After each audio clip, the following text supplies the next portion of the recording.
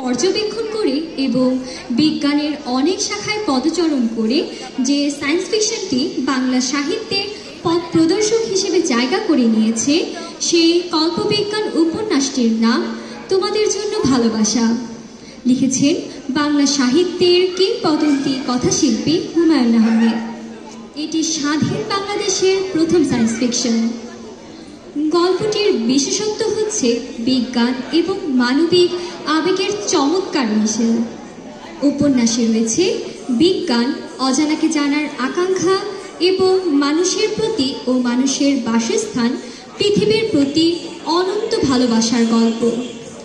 লেখকের এখানে বড় কৃতিত্ব সহজ সাবলীল ভঙ্গি, জটিল বৈজ্ঞানিক ধারণাকে পাঠকের কাছে খুব সহজবদ্ধ করে তুলে ধরা। বইয়ের শুরুতেই পাঠক এক অজানা ও রহস্যময় জগতের দিকে ধীরে ধীরে যাত্রা করে। লেখক দেখিয়েছেন বিজ্ঞান যতই এগিয়ে যাক, মানুষের অনুভূতি ও নৈতিকতা সবসময় গুরুত্বপূর্ণ।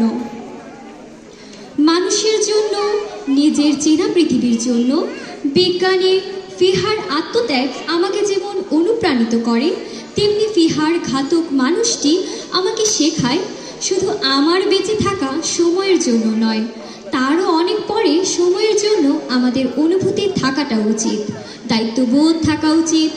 আমি শিখতে পারি মানুষের প্রতি ভালোবাসা, আমার পৃথিবীর প্রতি ভালোবাসা এবং দায়িত্ববোধ। বহু শতাব্দীর পরের বিশ্বকে ও মহাবিশ্বকে আমি কল্পনায় দেখতে শিখেছি এই বইটি থেকে। আসলে এই বইটি আমাকে আমাদের ক্ষুদ্র পৃথিবীকে ছাড়িয়ে অসীম মহাবিশ্বকে দেখতে শিখিয়েছে। তাই এই বইটি আমার কাছে বিশেষভাবে জায়গা করে নিয়েছে। ধন্যবাদ।